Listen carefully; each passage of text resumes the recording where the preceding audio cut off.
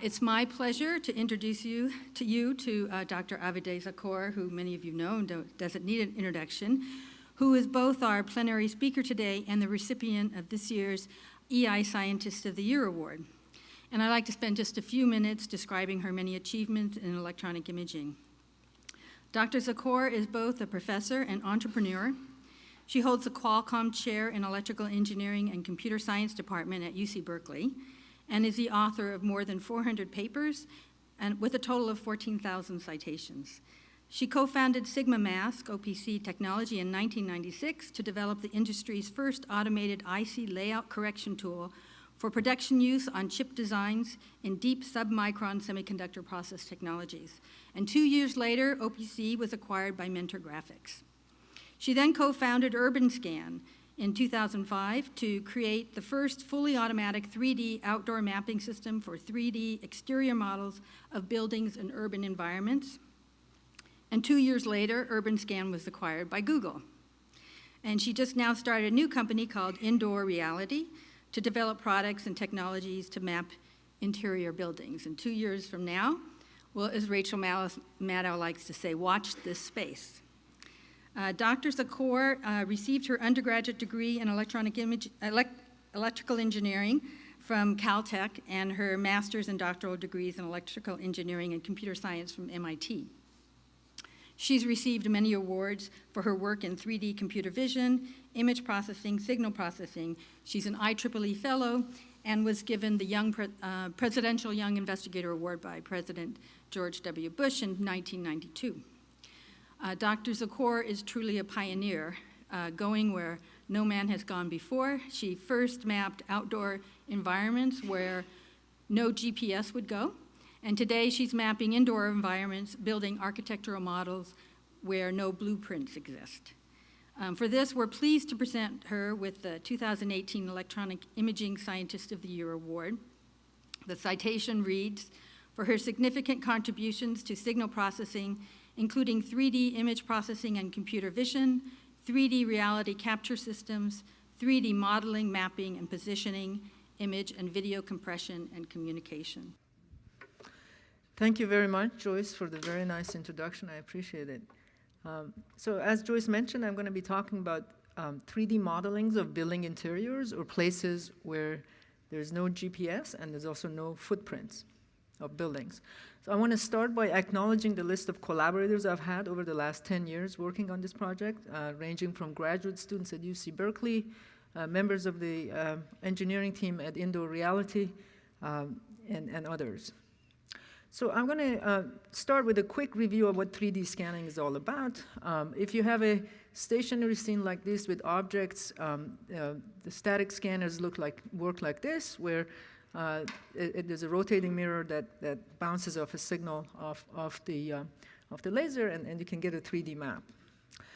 Most existing 3D scanning systems are tripod-based, and so you park them at one place, capture the data, and then move it to another place, capture, wait, capture. So it's pretty much a stop-and-go operation, which takes a long time to capture a scene. There are mobile systems, and those are on top of airplanes, for example, capturing 3D models of cities from above. Or what's really fashionable these days is to put laser scanners on top of a car that drives around, and you can capture the 3D profiles of buildings and scenes. And as Joyce mentioned, between 2000 and 2005, my group at Berkeley was working on kind of similar systems like this, where we put a bunch of equipment on top of a truck that drove around in a city, capturing the 3D profile of the sides of the building, and then an airplane or a helicopter flying on top, capturing the LiDAR and the 3D profile of the roofs of the buildings, building a ground-based model, an aerial model, and then merging them to create a 3D city model. So here's some pictures of actual equipment that did that. This is Christian Fruer on top of a truck in front of Corey Hall, putting laser scans. At the time, we had two zig scans and cameras, and mind you, this is around 2000. Now there's a lot more of these kind of systems doing 3D mapping for autonomous driving. And these are the helicopters that we took to create the aerial models. Here's a top-down view of downtown Berkeley BART station, the 3D point cloud for it. And these are the finally texture mapped model that allows you to do fly-through over in the sky and then also walk-through on the streets. So here, just to give you an idea of what that system enabled you to do, here's a satellite, there's an aerial picture of downtown Berkeley. There's a tall building here that you don't really see too well after we put all the 3D models on top. This is the rendered view of that same area. So more time before and after. Here's another view of downtown Berkeley, before and then after. So this enabled you to create a virtual model of cities from the exterior of the buildings, so you can do virtual walkthroughs, fly-throughs, and drive-throughs. And as you probably know, these kinds of buildings are now very common in Google Earth 3D models of buildings. And so since then, since 2007, there's been a lot of emphasis on outdoor mapping. There's Google Maps, Google Earth, Street View, Apple Maps, Yahoo Maps, etc. So the outside world has been mapped, it's been organized, and it's been indexed. And that enables us to do searching and finding things, sharing and collaborating, and visualizing and exploring it. Why can't we do the same thing for indoors? What's so hard about indoors? And why is indoors important? Well, indoors is important because wouldn't it be nice if you're looking at the 3D visualization of the outdoors, you can seamlessly transition and go inside a building for which you have an indoor map. So just to show you an example of this in action. So here's the picture. This is a screenshot of a product by Esri, ArcGIS Online. So the exterior models of all these buildings have been created from some other source, and they're only exterior shells.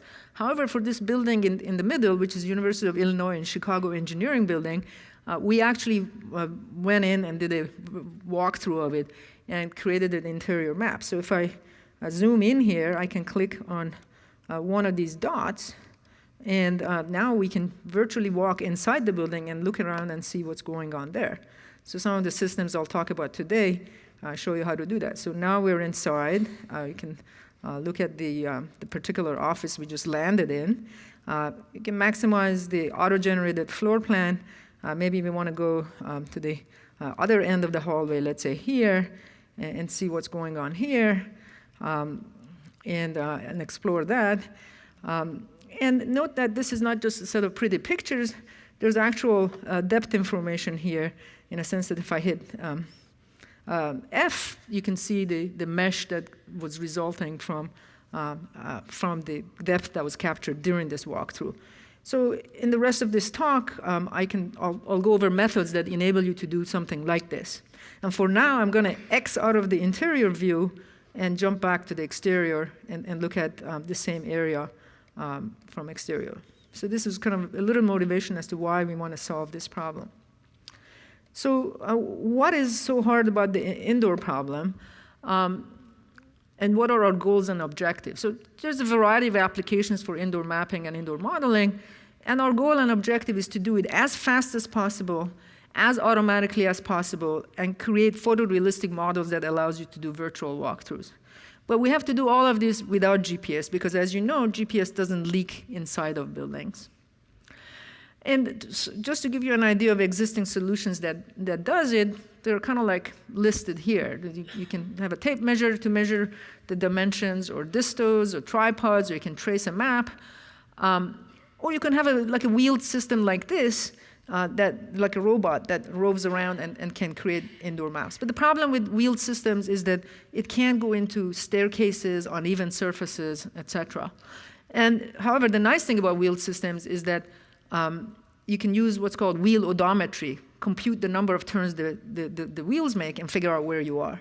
But if you insist on not having wheels, and want to go wherever humans can go, up and down staircases, then you've lost the wheel odometry, and you have to come up with other methods of doing it. So here's some other examples of commercial systems that have wheels, and you kind of like push them around like a trolley inside. So if you decide that you don't want to have wheels, and instead you want to have some kind of a wearable mobile thing, Then there's a number of challenges associated with it. One of them is that that wearable thing has got to be light.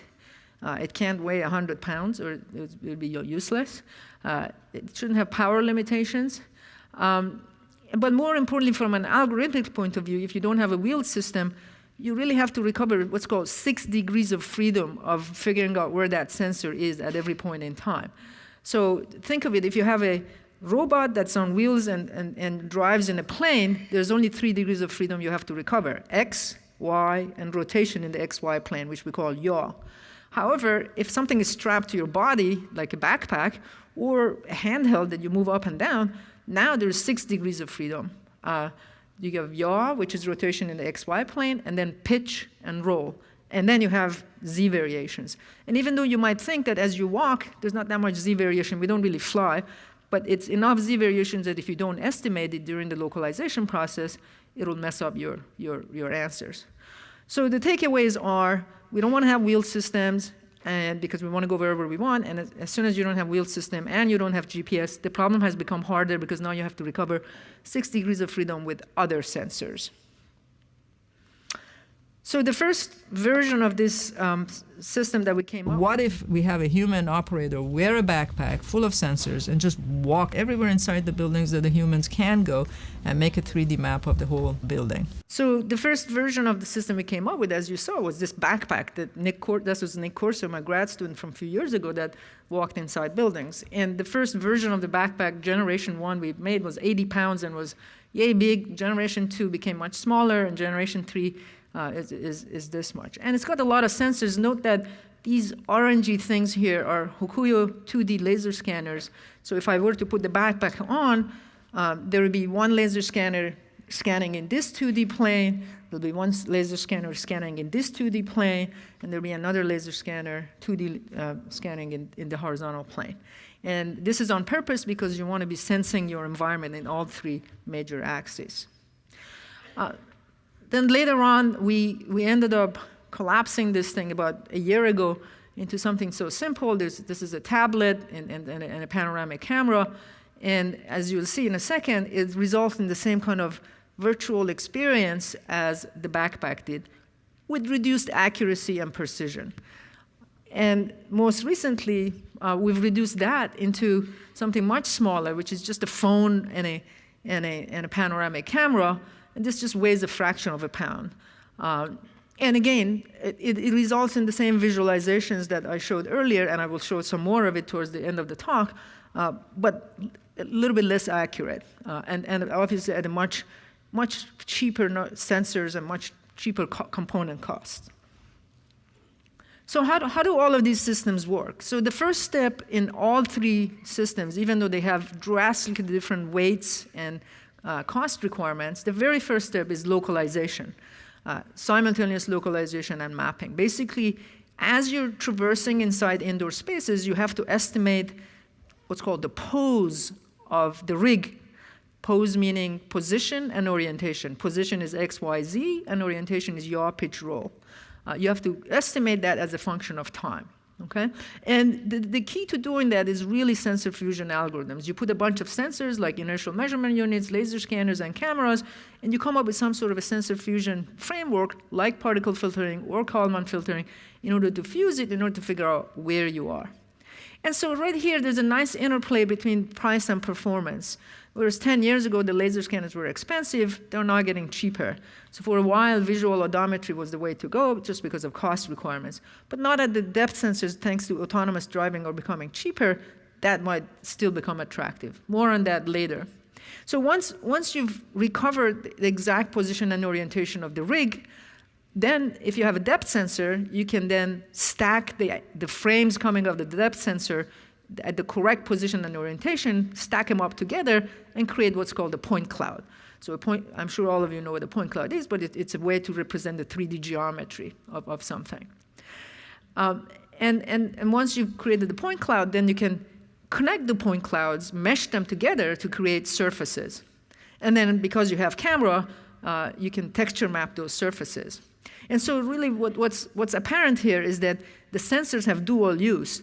They're used to do the localization. At the same time, they're used to create the point cloud, and then texture map the final models. And I'll go over these steps in just a second. So let me say a few words about multi-sensor 3D localization. And there's a lot of work in this area, but I'm going to just go over Nicholas Corso's PhD thesis work. So he used laser scans, cameras, and an IMU as a sensor, and merged it and fused it inside this box, which is a odometry estimator.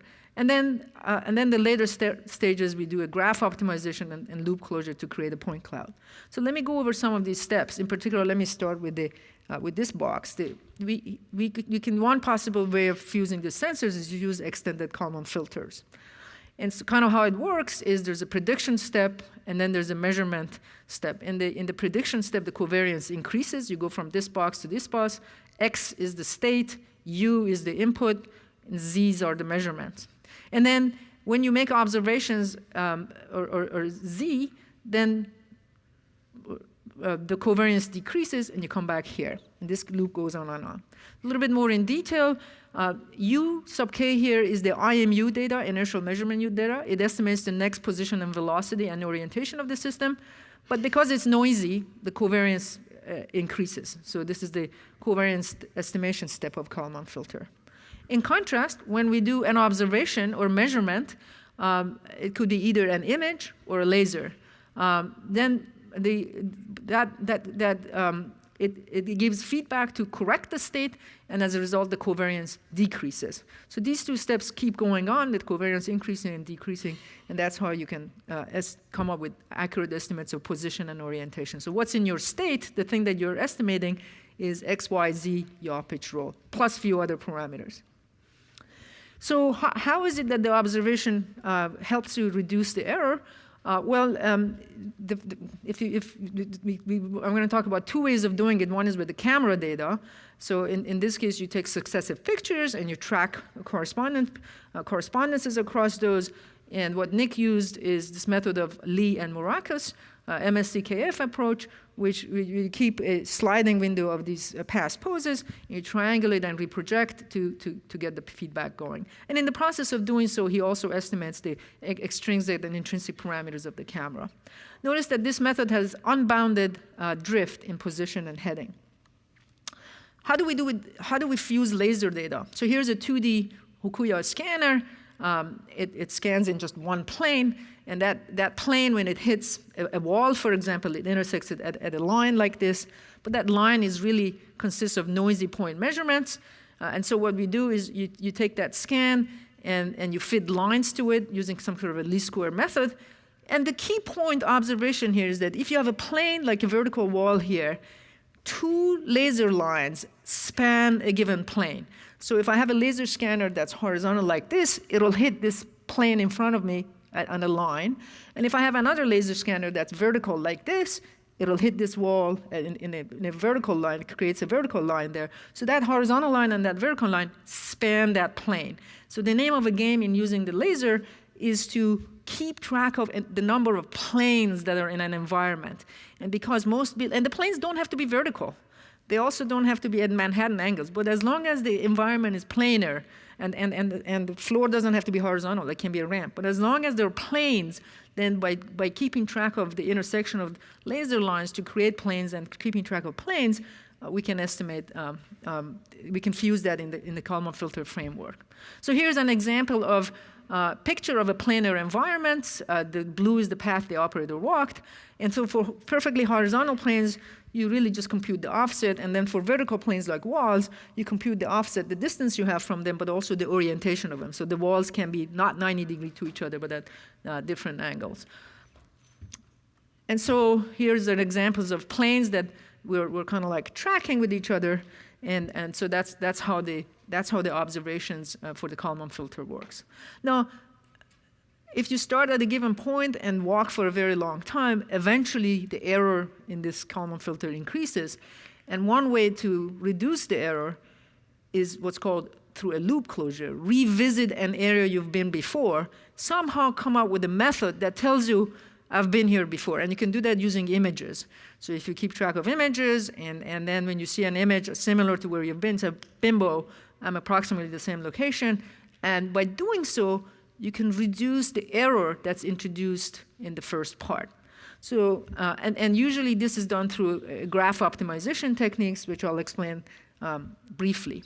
So suppose I start at position 1, and T12 shows me the transformation. That takes me from pose 1 to pose 2, and I end up at pose 6. And suddenly I realize, I'm very close to where I was in pose 1, using some sort of either analyzing the depth data or image data. That's something that needs to be done. And once you do that, then you can come up with a transformation that connects this node to this other node, and then solve a optimization problem to minimize the cost function that makes that reduces the overall error in all the transformations. So putting all these things together, here's some examples of results that we get. And remember, we have a two-step process. Step 1 is to localize the rig, meaning compute the pose of it, X, Y, Z, yaw, pitch, roll at every instant in time. So here's an example of a data set for Jacobs Hall in UC Berkeley. This is the x-axis in meters, y-axis in meters, z-axis in meters. This is a 3-story building. We go up and down staircases like we promised. That wouldn't have been possible with the trolley or any system that had wheels. We walked for 20 minutes, about 860 meters. Notice that if you wanted to capture this with static laser scanners, it would have taken you many days to do the capture because of all the occlusions and all the multiplicity of the places that you have to park your laser scanners to deal with occlusions. Here's the top-down view of the point cloud we generated overlaid in the CAD model. And here is the view of the point cloud. So you can clearly see the student desks and the walls and various other things. Another example of a different floor with chairs and other things. Another example with Corey Hall, the electrical engineering building. Here we walked 23 meters, 23 minutes, which was a 1,100 meter walk through. Example of the student cubicle areas. Example of a point cloud of a staircase. You can clearly discern the steps. And here's an example where we actually model a ramp. Because of disability laws, there should be ramps for wheelchairs all over the place. And even though this plane here is not horizontal, but because it's still a ramp and a plane, we can successfully estimate it through our Kalman filter framework. Last example is Soda Hall, superimposed on top of the CAD model. And here's some example of a point cloud. And finally, the very last one is, this is the only non-academic building I'm showing, the Beverly Hills Ballroom. It's a colorized point cloud. So the previous point clouds I showed you, the colored represented height. Here we had a camera that colorized the point cloud, and you can see all the furniture and the lights and everything. So once we're done with the point cloud, you can mesh it in order to come up with a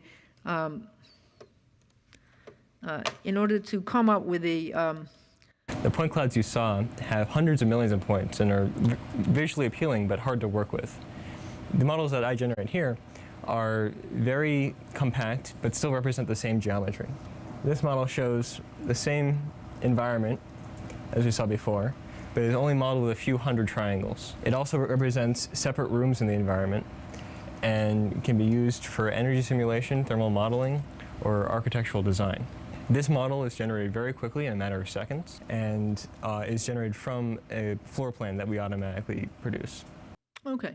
So the next step is to generate, from the point cloud, generate floor plans or complex 3D mesh models of the environment. I'm going to talk about both problems. So initially, I'm just going to talk about a simple method where we estimate the floor plan in 2D and then extrude it. Because we know the height of each room, we can extrude it just the right amount and make a 3D model out of it. So these are simpler models. And so the goals that we have is these models have to be watertight, they have to be pretty simple, few triangles, scalable, and minimum amount of assumptions.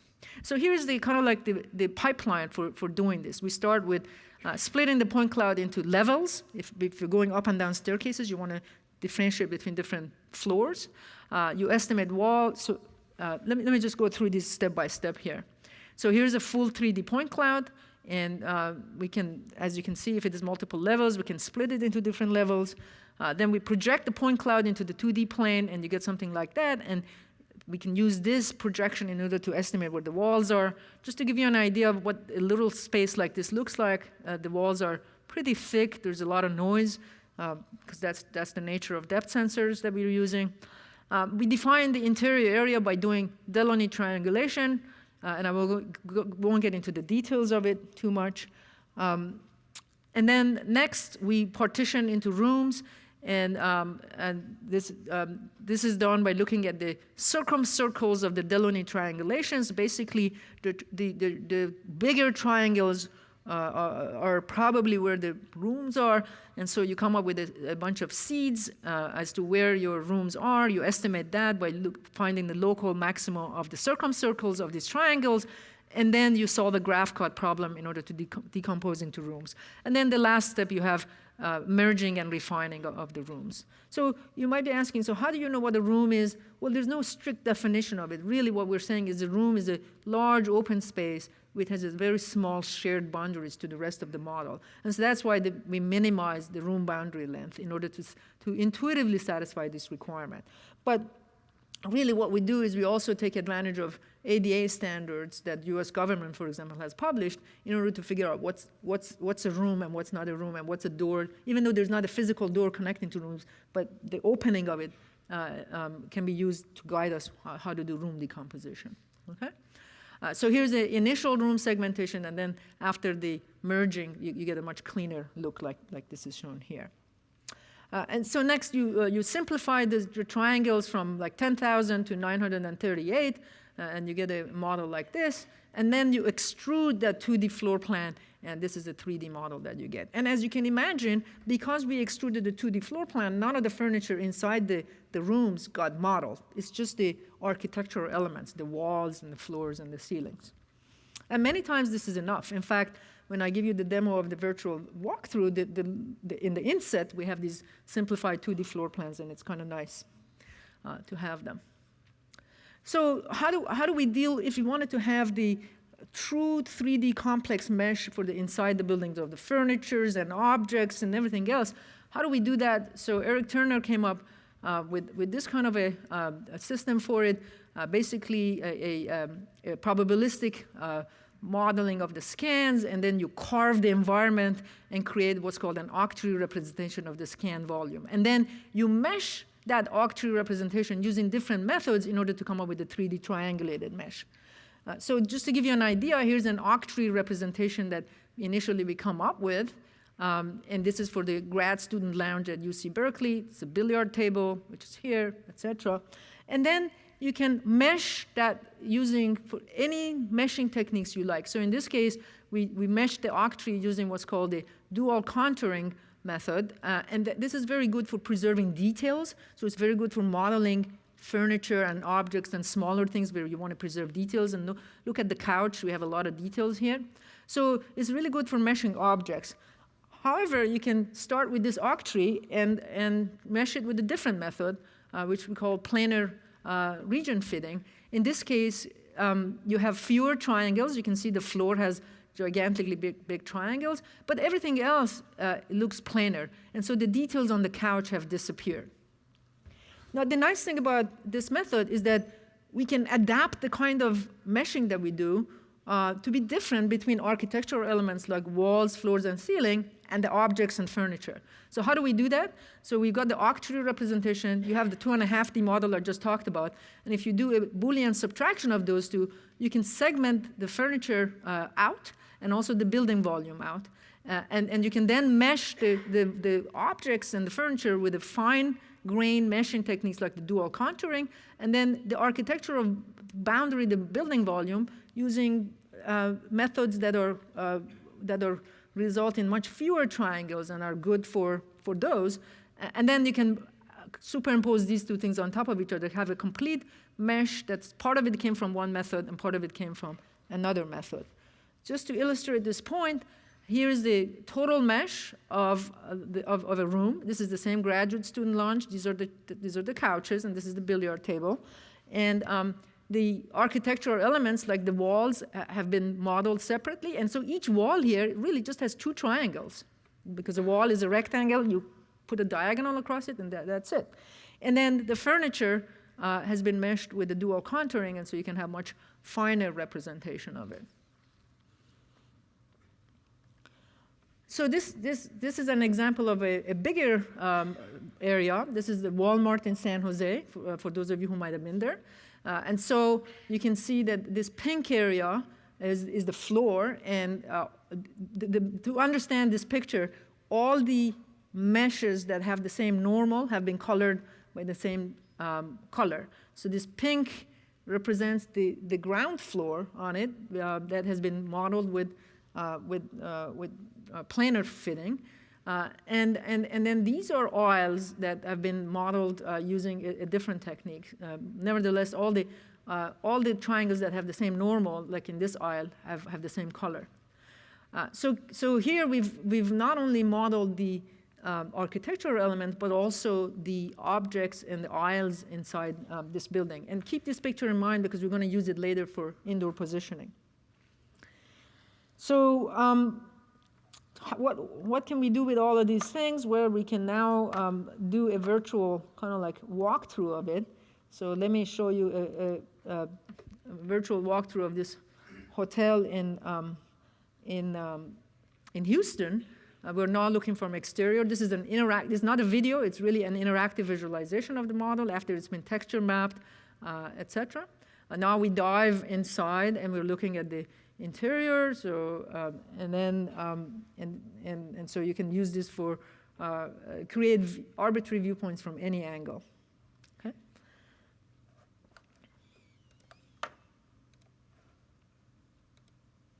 And port it into any VR platform that you're interested in. So the point is, after you've created these 2D models, 2D floor plans, and complex 3D mesh, you can use any of the 3 devices I talked about, the backpack, the little handheld, and just the phone-based system to create virtual walkthroughs that I'm talking about. So let me go here and give a quick demo of that. So here's a Hearst Mining Circle building at UC Berkeley. It's a historic building. So if I maximize this little box here, this is the 2D floor plan that the algorithm I just went through creates for this space. I can click on one of these dots, and I jump into the main space of this building. It's a historic building. You can panoramically look around and see what's going on. And again, this is you can navigate by clicking on one of these dots and jump to a new location. So this was done. This model was created with our backpack. It took 20 minutes to walk through the whole space, and lo and behold, we did go through the steps like it's shown here. So we can either go up the stairs by clicking on these blue dots and going there, or I can click on this staircase button, and now we jump to the next floor. Okay, or I can come down to the first floor and see what the starting point of this lower floor. Now, one thing to notice is that you might be asking, where does these blue dots come? So this is done with the backpack. So the backpack is continuously capturing 360 imagery, and so these blue dots are on the path the operator walked, but they're subsampled. If you put every time you get a 360, if you put it, it'll be inundated with blue. One other thing to notice is that there's actual depth information in this picture. So if I click on the lower left button, let's say I wanted to make a vertical measurement. I hit the V button, the mesh shows up. This mesh is an example of a 3D complex mesh technique that I was just talking about. So the mouse, when it's on vertical surfaces, it takes the shape of the vertical surface, and it's a square. And when it's on a horizontal surface, like the ceiling or the floor, it's a ring. So let's say I want to do a measurement. I click here. Now we have floor to ceiling measurement. Okay? And when it goes on this vertical wall, it looks this way. You can also do measurements on the floor plan if that's what you want. But having these surface orientations is very helpful because I can annotate and leave something, an annotation at this at a particular point. And so I can say, etc. And if I save it, now I have a I have an annotation at this orange thumbtack here that's been pinned to that location. So it's very useful for adding things to a space and collaborating and visualizing and exploring and all of that. Imagine you have service people walking in and you want to leave a message for them, hey, this wall needs to be knocked out or something like that. So keep this demo in mind. And now I'm going to show you pretty much the same example, but with a 1-pound handheld device. So this is the United Airlines lounge in SFO that some of you might have passed through to get to this conference. Again, the accuracy is not the same as the backpack. The price point is not the same. The weight is not the same, but it more or less gives the same experience. I can click on a blue dot and I jump into a new location. I can maximize this is the auto-generated floor plan. That was the 2D floor plan algorithm we talked about. This is a 4,000 square foot area, and it took only 30 minutes to capture. And we can jump into one of the other rooms and see what's going on. So here it happens to be one of the restroom, and in this case, United Airlines wanted to make sure that that their space was ADA compliant, American Disability Act compliant. Okay. And just to the sake of completion of this thought, here's an example of the same kind of a thing, but captured with just a phone. This is our offices. So again, I'm putting my mouse on the ceiling and then on the floor, and this wall is here. This wall is the correct orientation. This wall is the correct orientation. And I believe I can even do a measurement between floor and ceiling. So similar functionality across all three platforms. They share the same software pipeline, but they have different accuracy characteristics. And I'll talk about the differences between, more substantial differences in just a second. Okay, so what else can we do with these systems? We can do time-lapse view, time travel in the past. So you walk through a construction space on July 5th, that's shown at the bottom, and then you walk through the same thing on July 19th, and you can measure progress. So you can see that these pipes have been placed here, and some of these walls are completed. This wall was not there on July 5th, et cetera. So the point here is, even though the operator walked two different paths, it's easy to register those two data sets against each other because if you make the operator start at the same position and orientation, the two data sets are automatically aligned. You can also put other sensors like an infrared camera, and so here's a picture of a boiler room. This is the auto-generated floor plan, the RGB picture of the pipes, and this is the thermal picture. So as you click on the dots, you can virtually walk through and see the thermal view of things. So let me quickly go here and perhaps give a demo of that.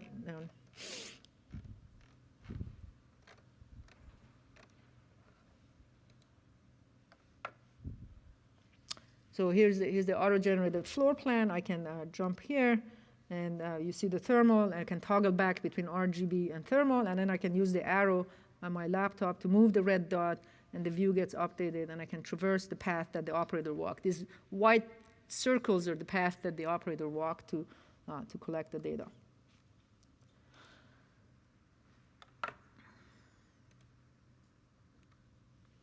You can also, similar to static scanning, where you can merge multiple scans but for different tripod locations, you can actually do the same thing for mobile. So you scan half of the building today, half of it some other time, and then you can merge it. So here's an example of a piece of Corey Hall where we did 4 different scans, and not only did and then we came up with automatic techniques to merge them all together. Not only did the point clouds get merged, but the actual visualizations, the virtual visualizations got merged. So the experience the user has is as if there was just one collected data set. So you can imagine that if you have 4 operators, you can capture the same space 4 times faster. You can also make CAD models out of these things. This is the auto-generated 2D floor plan that we've been talking about. So the way you do that is you first do principal component analysis to straighten all these wiggly walls, which is something that's shown down here. And then because you took pictures, here finally a human operator comes in and looks at the pictures at each of these locations and then edits and refines these 3D CAD models. And so after you do that, this United Airlines auto-generated floor plan becomes really detailed like it's shown here. You can see the toilets, the sinks, the showers. You can see the curved wall here that in the auto-generated floor plan was straightened, etc. And again, this took 30 minutes to do the walkthrough to capture. It's 4,000 square foot, 1 hour of auto processing to generate all those visualizations in the floor plan, and then 5 hours of human in the loop to create this model. The same example, but this was done with the more sophisticated sensors, the backpack. So 25,000 square foot, it took 37 minutes to acquire the data of 5 hours of processing, and then human in the loop to generate this CAD model. Right here, you can see a difference between performance of the two platforms. The backpack has a throughput of 25,000 square foot per 37 minutes, whereas the handheld is more like 4,000 square foot per 30 minutes. So so the performances are different, but they finally end up with the same data products. We can also, another area that this acquisition system enables you to do is semantic understanding of the scene. So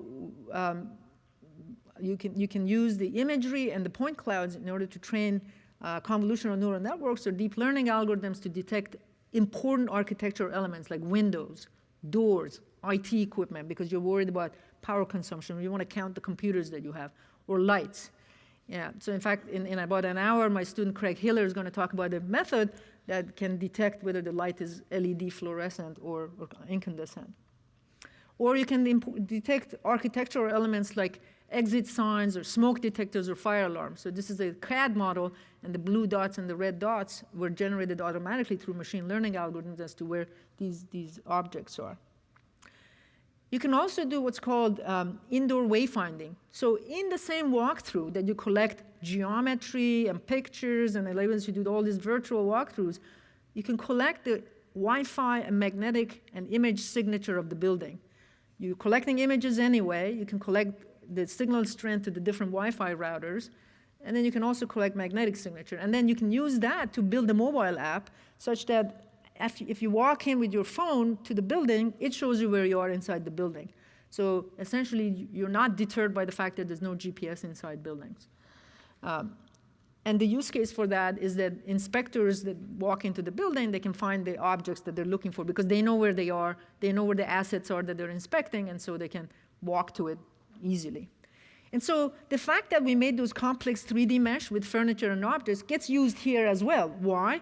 Well, because if you're solving a particle filtering problem in order to position the person in your indoor positioning app, you don't let particles go into impossible spots like on top of the aisles. So if you just had the architectural model and you got it from Walmart, you would only have a big box, and your particles could have been anywhere in this plane. But now, because we have this detailed model, 3D mesh, we can position people a lot finer. So how does this system work? We use image and Wi-Fi to do what's called the first fix, to tell you the first time you push a button, where am I now? And of course, there's error in that. And then as you start walking, you use Wi-Fi, magnetic, and IMU step detection in order to track the person. And to do all of these things, we use 3 databases, and all these databases are created in the same walkthrough as you're generating the floor plans and the geometry. So traditional methods of indoor positioning, you first go get the floor plans, and then you do a fingerprinting, and then you can build your app. Here, with just one walkthrough, you create the floor plan and all the databases that you need in order to do indoor positioning. And just to give you an idea of how this works, there's a Stone Ridge Mall not too far from here. We fingerprinted it we did a walkthrough of it with the Samsung Galaxy S4. You can see it was a couple of years ago. Walked for 1,400 meters, and then we traversed different paths and computed the mean error of using this kind of indoor position to figure out how far off the indoor positioning answer is that you get. So the answer is 2.5 meters or 1.7 meters, not too bad. Of course, this can also be used for augmented reality applications because it the phone approximately tells you within 1 or 2 meters where you are, so you can use that for tagging objects and seeing metadata. So I'm going to wrap up. So big question is, what system for what? This backpack is very high capture throughput, 25,000 square foot per half hour or 1 hour. It has a very large field of view as I walk. It's got 2D scanners this way, that way. So it's really got 360 field of view in my depth sensors as well as my RGB sensors. And the depth sensors have a 30-meter range, so I can see really tall buildings like you saw the Hearst mining building. But it's very expensive. Those sensors, each of those laser scanners is $6,000 a piece, and you got 5 of them. That's $30,000 worth of laser scanners. That is not cheap. You can have a much, 50 times lighter and 30 times cheaper system if you use this handheld system. The throughput is smaller, and it's a smaller field of view, but you can still use the same pipeline to generate the 2D floor plans. You couldn't tell, but if I just showed you the 2D floor plan, it came from which system. And the range of it is just 4 meters, which means that I can't walk here, which is more, if I have more than 5 meters away, and capture both walls at the same time. So I'll have to just kind of go parallel to this wall, and then that wall, and then this wall, and then come back. So it's more cumbersome, but it's cheaper, right? And the phone, we don't quite know what the throughput it has, but it's even better, because everybody has a phone. Now you don't have to buy anything from anyone. And what about accuracy? Well, different applications have different accuracy requirements. And so what you use has to do with how much you're willing to pay for your sensors. A little bit of reflections. New cheap sensors are being introduced all the time. It used to be that the Velodyne 32 scanner was $75,000. The sales guy went nuts every time I called him to ask him to give me one for academic purposes for free, and he wouldn't. But now, those same things are like $4,000. And the solid-state depth sensors are being developed for less than $1,000 when they become available. And why?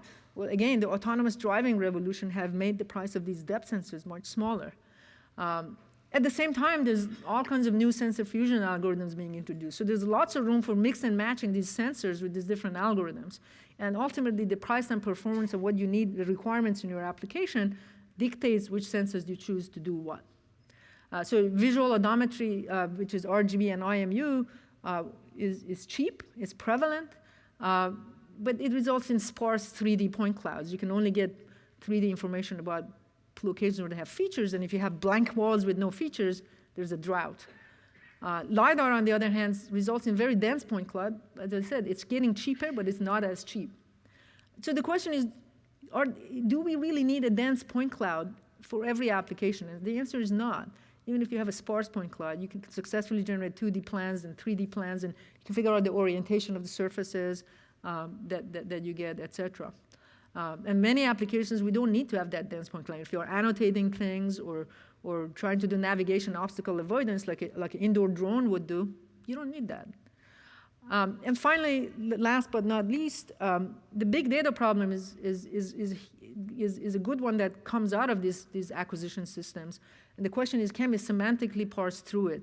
And can we use multimodal object recognitions, both the point clouds, the 3D information, and the images? And if so, what's the best way to fuse them to recognize objects? Do you want to do it at the raw level? Do you want to do it at the feature level? Or do you want to do it what's called late fusion? Have 2 different parallel recognition pipelines and then merge them at the end. Those are all interesting open questions to be thinking about.